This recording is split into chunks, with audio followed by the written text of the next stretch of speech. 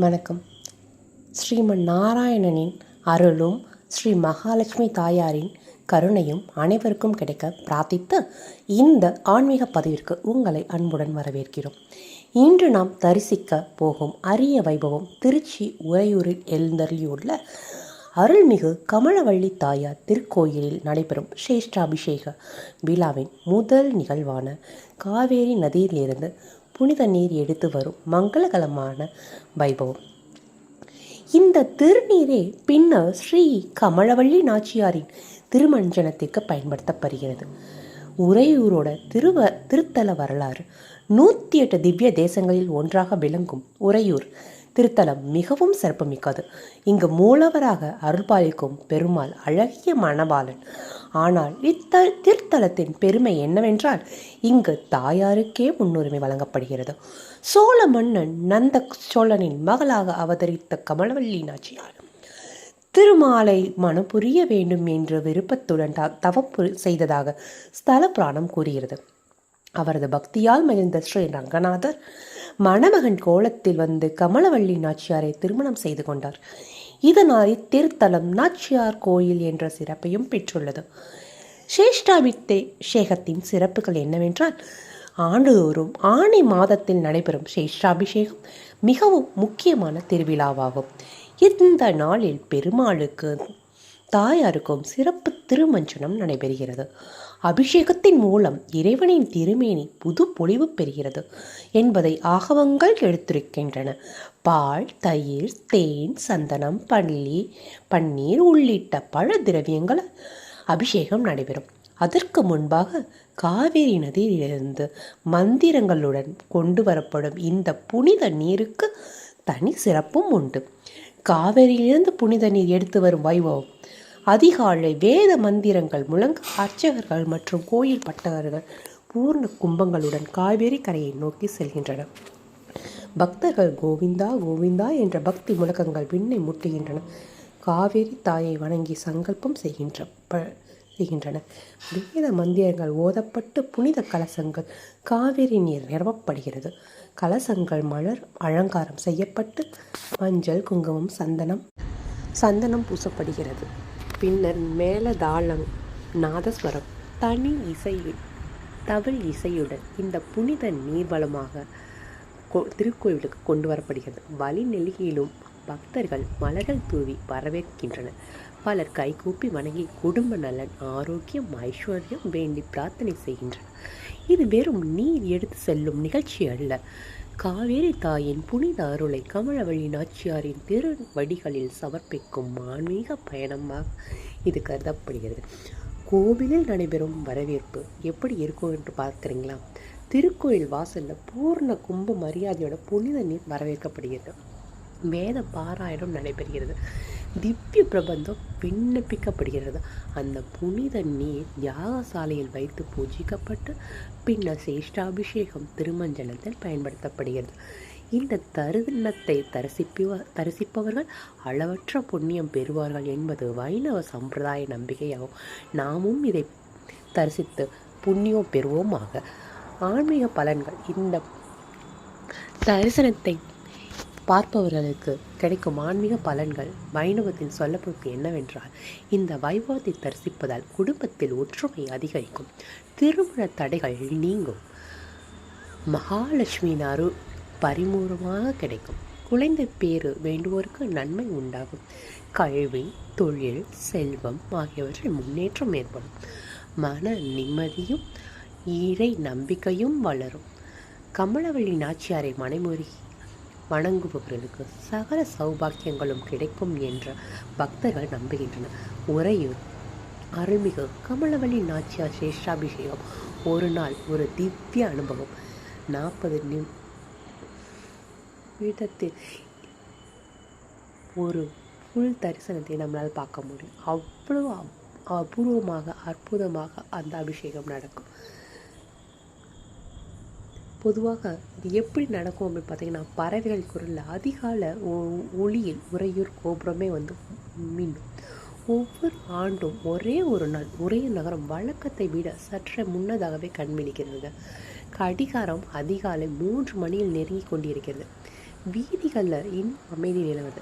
ஆனால் அந்த அமைதிக்குள் ஒரு எதிர்பார்ப்பு, ஒரு புனிதமான பரபரப்பு. கோயில் மணியின் முதல் ஒளி அந்த அமைதியை மெதுவாக உடைக்கிறது. இன்று சாதாரண நாள் அல்ல. இன்று நம் கமலவழி தாயார் நாச்சியார் சிரேஷ்டாபிஷேகம். இன்று காவேரி தாயின் அருள் கமலவழி நாச்சியார் திருவடிகளை வந்தடைய போகிறது. அந்த ஒரு நாளின் முழு பயணத்தை நாம் இன்று ஒன்றாக அனுபவிக்கப் போகிறோம். இன்று சூரியன் உதிக்கவில்லை. காற்றின் லேசான குளிர். உறையூர் பழமையான தெருக்கை சிலர் ஏற்கனவே நடந்து செல்கின்றனர். அவர்களின் கைகளில் மலர் கூடைகள், சிலரிடம் தேங்காய், சிலரிடம் துளசி மாலை, சிலரின் உதடுகளில் ஸ்ரீமன் நாராயணா ஸ்ரீமன் நாராயணா ஸ்ரீமன் நாராயணா என்ற நாம ஜபம். கோவிலுக்குள் அர்ச்சகர்கள் ஏற்கனவே தங்கள் பணியை தொடங்கிவிட்டனர். திருவாசல்கள் திறக்கப்படுகின்றன, விளக்குகள் ஏற்றப்படுகின்றன. சாம்பிராணியின் வாசனை மெதுவாக கோயில் முழுவதும் பரவுகிறது. ஒவ்வொரு தூணும், ஒவ்வொரு மண்டபமும் இன்று நடைபெற இருக்கும் அந்த வைபவத்தை எதிர்பார்த்து காத்திருப்பது போல தோன்றுகிறது. கமலவல்லி நாச்சியார் இந்த கோயிலின் பெருமை இது ஒரு திவ்ய தேசம் என்பதில் மட்டுமல்ல, இது ஒரு பெண்ணின் பக்தியின் வெற்றி. சோழ மன்னன் நந்த சோழனுக்கு குழந்தை இல்லை. பல ஆண்டுகள் இறைவனை வேண்டினார். ஒரு நாள் அரண்மனை தோட்டத்தில் இருந்த தாமரை தடாகத்தில் ஒரு தாமரை மலர்ந்திருந்தது. அதன் நடுவில் ஒளி வீசும் பெண் குழந்தை. அவளே கமலவல்லி. கமலம் என்றால் தாமரை, வள்ளி என்றால் கொடி. தாமரையில் பிறந்த தெய்வம் அவள். வளர வளர அவளது மனம் ஒருவரிடமே நினைத்தது. அவரே நம் ரங்கத்தின் அலங்கிய மணவாளன் ரங்கமன்னன். அவள் தினமும் அவரை நினைத்து வாழ்ந்தாள். இறுதியில் பெருமாளே மணமகனாக வந்து அவளை மணந்தார்.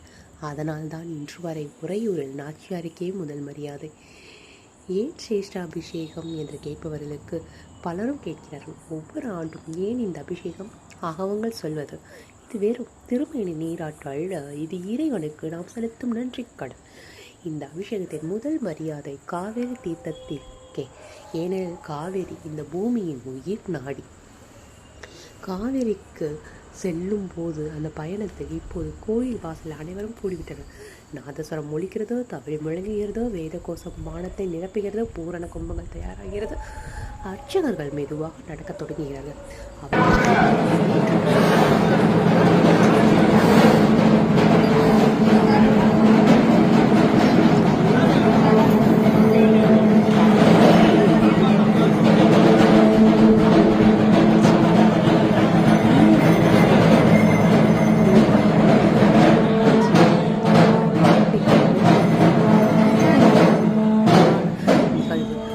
அதை பார்த்து ரசிப்பவர்களுக்கு மட்டுமே கொடுத்து வைத்திருக்கிறேன். வார்த்தைகள் அப்படி காணொலி தாயின் அருள்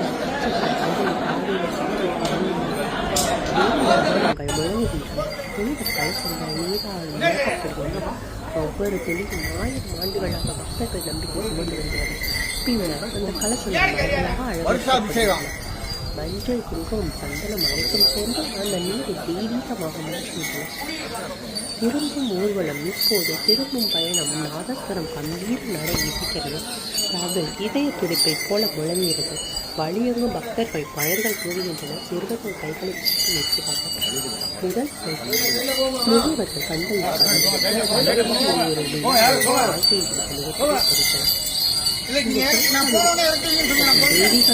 கோவிலுக்குள் புனித நீர் கொண்டு வரப்படுகிறது. வேத மந்திரங்கள், திவ்ய பிரபந்தம், மணி ஒளி, சங்கு அனைத்தும் ஒன்றாக கலந்து ஓசை எழுப்புகின்றன. பின்னர் அந்த புனித காவேரி நீர் நம் ஸ்ரீ கமலவல்லி நாச்சியாரின் திருமேனியில் அபிஷேகமாக வெளிகிறது. அந்த ஒரு தருணம் காவேரியே காலமே நின்றுவிட்டது போல பக்தர்கள் கோவிந்தா என்று முழங்குகிறார்கள். பலரின் கண்களில் ஆனந்த கண்ணீர். ஒரு நாள் விடியற்காலையில் தொடங்கியது. ஒரு நாள் காவேரி கரையை தொட்டது. ஒரு நாள் கமலவல்லி நாச்சியார் திருவடிகள் நிறைவடைந்தது. ஆனால் இந்த அனுபவம் ஒரு இது தலைமுறைகள் கடத்தி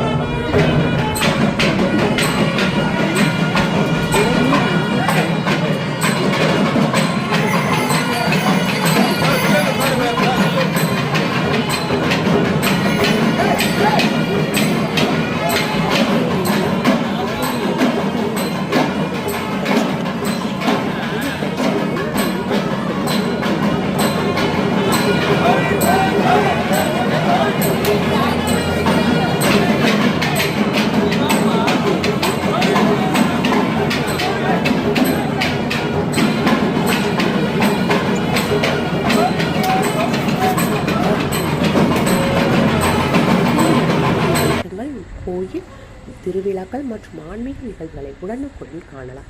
ஸ்ரீ கமலவள்ளி நாச்சியார் திருவடிகளே சரணம். ஸ்ரீமன் நாராயணன் திருவடிகளே சரணம். நன்றி, வணக்கம்.